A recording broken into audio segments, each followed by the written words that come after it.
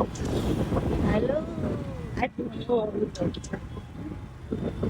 ફરવા કોકે આને રોજ ઉઠીને ફરવા. ટમેટા ભાવ પૂછો. હા, કેટલા પૈસા વાળા આવો છે ટમેટાનો? 120 ના કિલો. કેટલા પૈસા? મારે હમણાં એનિવર્સરી ગિફ્ટમાં છે ને 5 કિલો ટમેટા માંગવા છે. 5 કિલો ટમેટા આપજો મને. એનિવર્સરી સાહેબ હમણાં આવે છે ને, તો એ તમે મને 5-10 કિલો ટમેટા આપજો. સફરજન તો એરિયા ફ્રીજમાં હળે છે, કોઈ ખાતું નથી. ટમેટાની ઓલી છે. સારું, તમે મને એનિવર્સરી ગિફ્ટમાં ટમેટા. અને આજે અમે ગાંધી બાપુની જયંતિ એમાં અમે 2 જણા અત્યારમાં ફરવા નીકળ્યા છીએ. આ રક્તદાન કરવા નીકળ્યા છીએ.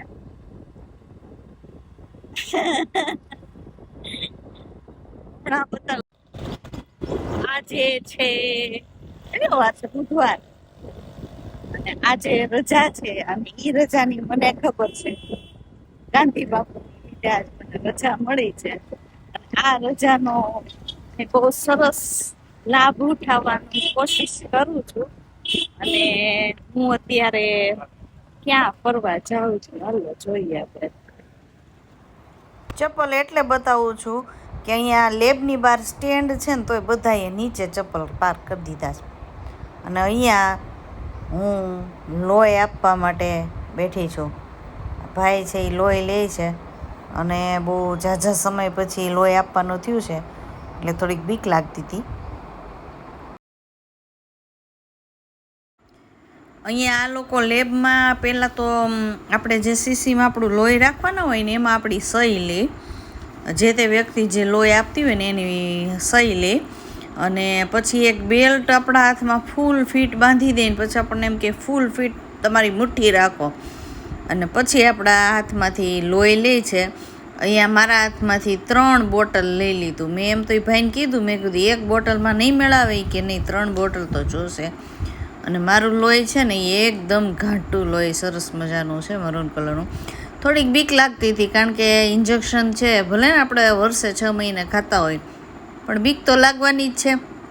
એટલે ભાઈને એમ ઘડીક લ્યું કે આ બેનને બીક લાગતી લાગે છે.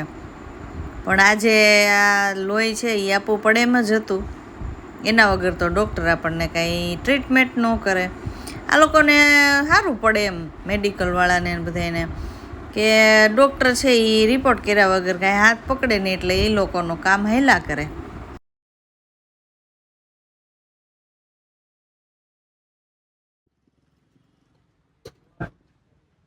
જેટલું પીધું હતું ને એમ કરતા વધારે તો ઓલા ભાઈએ કાઢી લીધું. 3 શીશી ભરીને કાઢ્યું. થોડાનું ઘણી માંડ કરીને સાહેબનું પીને ભેગું કર્યું હતું.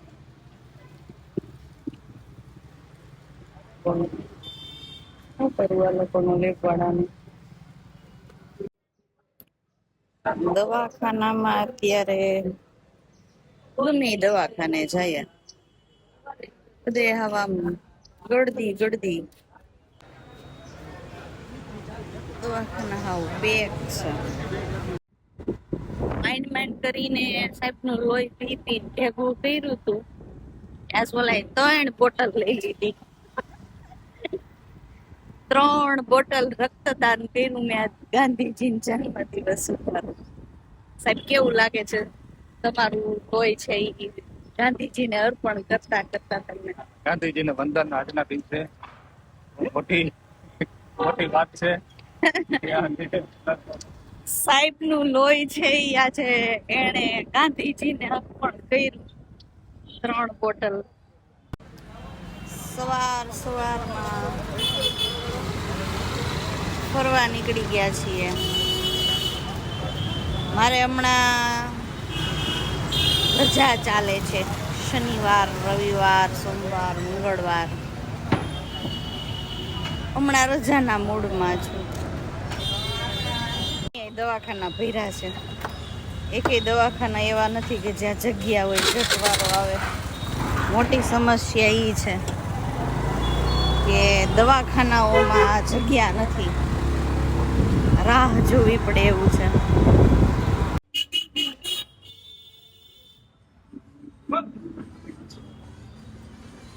પુરુષો સ્ત્રીઓની બધી વાત માને, પણ એક વાત ન માને.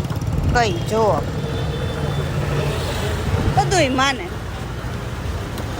જેટલું કહે એટલું માને, એક વાત નથી માનતા. મારું નથી માનતા, એનું મારે શું કરવું?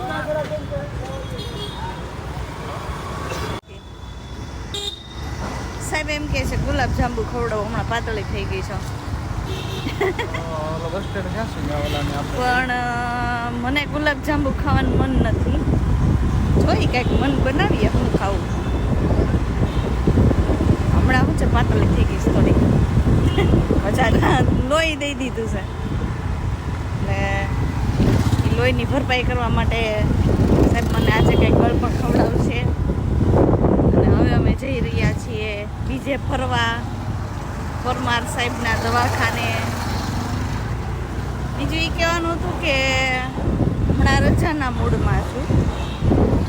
મારું એવું છે કે તાવ આવતો હોય, કદાચ એટેક આવવાની તૈયારી હોય ને તો હું નિશાળ તો ભાગી જ જાઉં.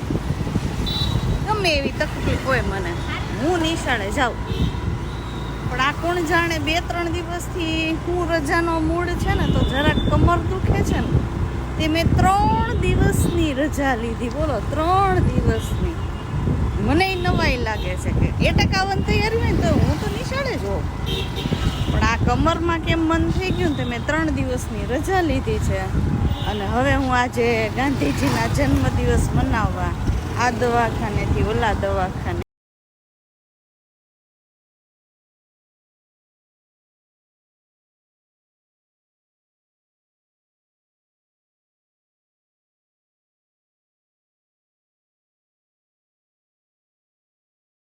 અહીંયા ડૉક્ટરના દવાખાને ફાઇનલી મારું નામ છે એ લખાવાઈ ગયું છે, કન્ફર્મ કરી લીધું કે અહીં ટ્રીટમેન્ટ થશે, એટલે એણે લખ્યું છે. પણ એ નર્સને કમ્પાઉન્ડર બે પાછા પૂછવા ગયા ડૉક્ટરને કે આ બેનની ટ્રીટમેન્ટ અહીંયા થશે કે કેમ. એવી ચર્ચા કરતા હતા ને જાણી મને તેમ થઈ ગયું કે મને હુંય રોગ થયો હશે. રિપોર્ટ કરાવીને હવે અમે પાછા ઘરે જઈએ છીએ. સાહેબે કીધું છે કે સાંજે મળવા આવજો પાછા. એટલે હવે ઘરે જઈ અને પછી સાંજે પાછા દવાખાને ફરી એક ધક્કો ખાવાનો છે. એટલે આજ આખો દિવસ દવાખાનાના ધક્કા છે.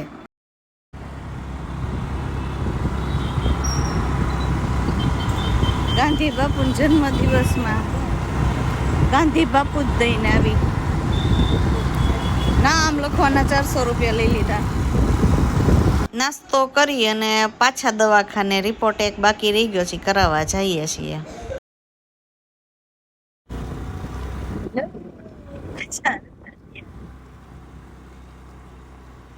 તો આજે આખો દિવસ દવાખાના કાર્યક્રમ છે.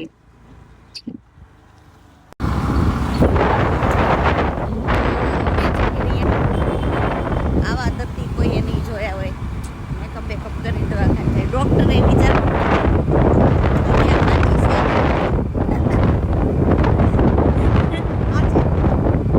જ્યાં જાઉં ત્યાં ડોક્ટર કા મારી યાર વાર્તા ચાલુ કરે એટલે કા મને ધાર્મિકતા તરફ વાળવાનું કે. અત્યાર સુધી જેટલી વાર દવાખાને ગઈ છું ને બધા ડોક્ટરે મને એમ કીધું છે કે ભાઈ તમે બેસો, તમને વાર્તા કરું, ટેન્શન કે મૂકી દઉં. અને મને જોઈને તો તમને લાગતું જ હશે કેટલું ટેન્શન છે એમ. કોને ખબર ડૉક્ટરને મને જોઈને એમ લાગતું છે, એને એમ થતું છે કે આ હાથા જમાજી તો દેખાય છે, આને હું બીજું કેવું. એટલે ટીચડા વાર્તા કરે મને, અને કા મને જ્ઞાન આપે એ કે તમે સવારમાં જળ ચડાવો, કા એમ કે તમે માળા કરો.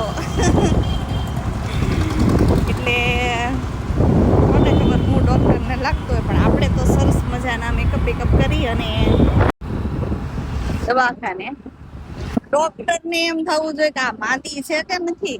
ડોક્ટર આપણને જઈને માંદા થઈ જવા જોઈએ. અહીંયા રાજમહેલ છે એનું રિનોવેશન કામ ચાલુ થઈ ગયું છે. તમે જોઈ શકો છો કે અંદર ઘણા વર્ષ પછી અહીંયા રિનોવેશનનું કામ ચાલુ થવાનું છે એવું સાંભળ્યું છે. કેટલા ટાઈમમાં થાય છે જોઈએ છે. બિચારા છોકરા હારાની મોઢું હરખું જોવે કે ન જોવે આખા ફેરા ફરી લે. અને આ ડોક્ટર રિપોર્ટ કરાવ્યા વગર હાથે નથી પકડતો. એનું શું કરવું?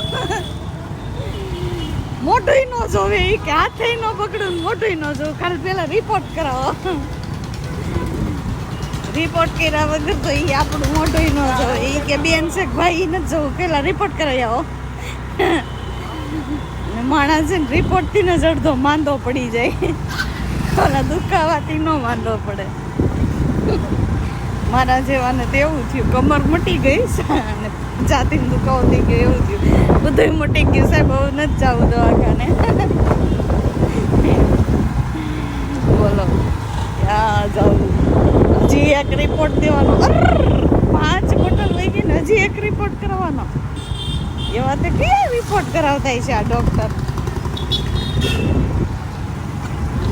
એક નાનકડી એવી કમરમાં દુખે છે ને એમાં તો 6 બોટલ મારું લોહી લઈ લીધું. હું કેટલા મહિનાથી સાહેબનું લોહી પીતી હતી તે માઇન્ડ એટલું ભેગું થયું હતું. એમાં આ મારા 6 બોટલ લઈ ગયેલા. હવે મારે કેટલા મહિના સાહેબનું લોહી પીવું પડશે પાછું. સાહેબ ખાતા પીતા રહેજો. કારણ કે એ ભરપાઈ મારે પાછી કરવી પડશે. મેં તો 6 ઇન્જેક્શન ખાઈ લીધા છે એટલે હું હવે ધરાઈ ગઈ છું. પણ ઘરે આવ્યા એટલે સાહેબને લાગી છે ભૂખ. અને ભૂખા માણસને રોટલો ખાઓ મજા કરો. ત્યાંથી કઈ ચાલે નહીં એટલે અહીંયા હું ખાવ ઇન્જેક્શન અને સાહેબ ખાઈ રોટલા.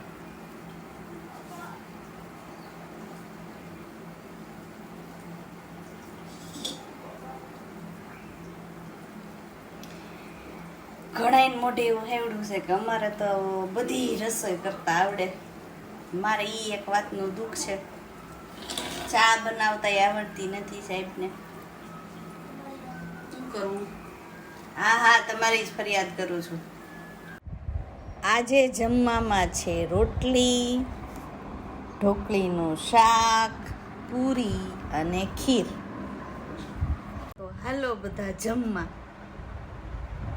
ગાડી ભાડા મોંઘા પડશે. ઘરે જમી લેજો. આમ થાય મારે આટલું ઓછું પડશે. ઓછી વાત ને, બધા પોતપોતાના ઘરે જમી લીધું છે. અને બીજી વાત એ કે મારે આજે જમ્યા પછીનો એક રિપોર્ટ કરાવવાનો હતો, જે મેં જમ્યા પછીનો જ કરાવ્યો છે. પણ રિપોર્ટ કરાવ્યા પછી હું જમવા બેઠી છું. એમાં એવું હતું, જમ્યા પછીનો રિપોર્ટ હતો એટલે થોડું ઘણું કંઈક ખાઈને કરાવી લીધો છે. પણ હવે હું કાયદેસરની જમવા બેઠી છું. વાગ્યા છે 2:45. તો આજનો બિલોગ અહીંયા નથી પૂરો થતો, કારણ કે હજી મારે સાંજે ડૉક્ટરને મારું મોઢું બતાવવા જવાનું છે. અત્યારે હું ગઈ હતી, ડૉક્ટર મારો ફેસ જોયો જ નહીં. સામું જ ન જોયું. એને એ જ ન જોયું કે આ ભાઈ બેઠા છે કે બેન બેઠા છે. સીધું એણે સાંભળ્યું ને રિપોર્ટ લખી દીધો. અમારા ડૉક્ટર છે ને એવા જ છે. એ આમ સામું ન જોવે. મહેનત પહેલેથી અનુભવ છે કે એ સામું જ ન જોવે. આમ સીધું આપણે બોલીને લખવા મળે. એ કે એટલા રિપોર્ટ કરી નાખજો બસ પૂરું. પછી એ આપણે રિપોર્ટ કરીને જાય ને પછી ત્યાં આમ જોવે કે કોણ છે, બેન છે કે ભાઈ છે. પણ હવે ના છૂટકે ડૉક્ટર પાસે તો જવું જ પડે આપણે. હવે તમને એમ થતું હશે કે આ તો હમણાં રોટલા ટીપતી હતી, આ રોટલી ના પૂરી ને ખીર ને આ બધું ક્યાંથી? તો બેનના ઘરના અને મમ્મી પપ્પાના ઘરના પાડોશમાં રહેવાનો આ ફાયદો કે આજે મોટી બેને મારા માટે ઢોકળીનું શાક અને રોટલી બનાવી રાખ્યા હતા, કારણ કે એને ખબર હતી કે હું આજ દવાખાને જવાની છું. અને આજે અમાસ હતી એટલે મમ્મીએ સર્વ પિતૃ શ્રાદ્ધ ખીરપૂરી બનાવ્યા હતા, એટલે ઈ ઘરેથી ખીરપૂરી આવ્યા છે અને આ ઘરેથી શાક રોટલી આવ્યા છે. અને સાહેબને ખાવો તો રોટલો, એટલે એના માટે મેં રોટલો બનાવી દીધો હતો. તો સાસરિયા અને પિયરિયામાં રહેવાનો આ ફાયદો કે પિયરમાં રહીએ તો આટલો ફાયદો થાય. જો સાહેબને બહારથી ને જમવાનું લાવી ન દેવું પડ્યું, ગમે એવી બીમાર પડી હોય ને તોય.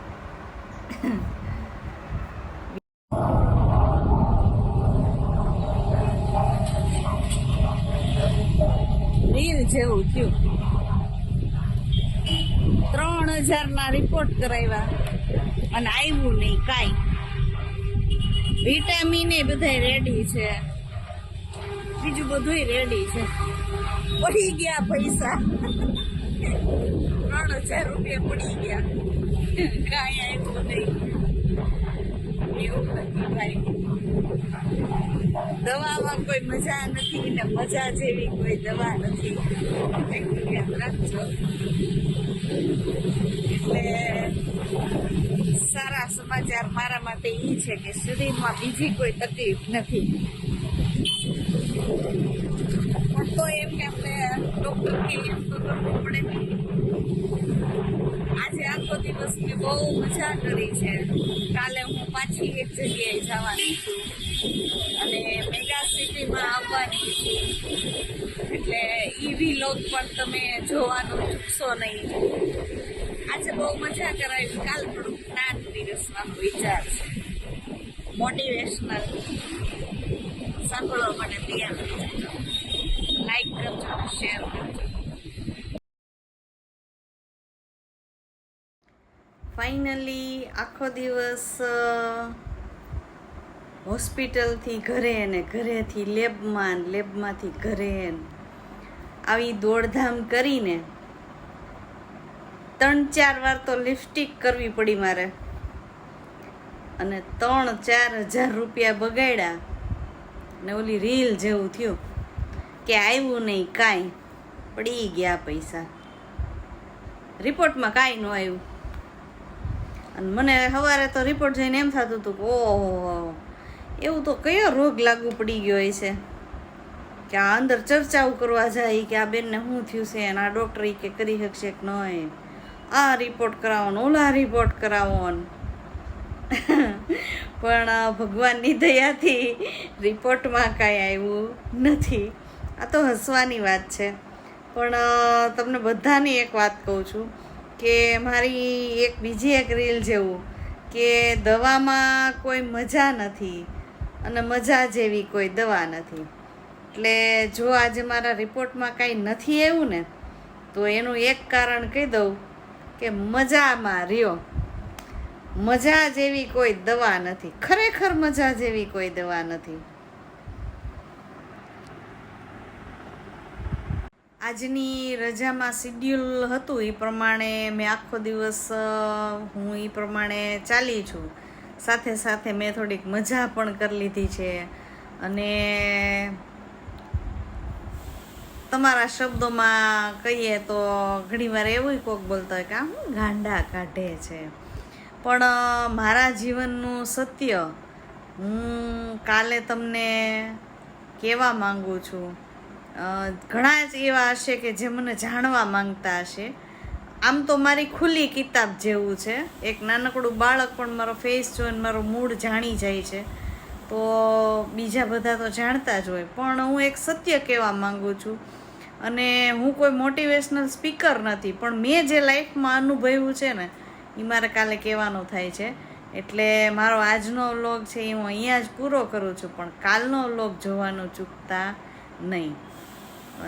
લાઈફ માટે કદાચ કોકને ક્યાંક ઉપયોગી થઈ જાય. મને તો થયું છે, 100% મને ઉપયોગી થયું છે. તો ગુડ નાઇટ, અને હસતા રહ્યો, અને આવી જ રીતે લાઈફમાં આગળ વધતા રહ્યો. મારા વિડીયો ગમતા હોય તો લાઈક અને શેર કરજો. શુભરાત્રિ.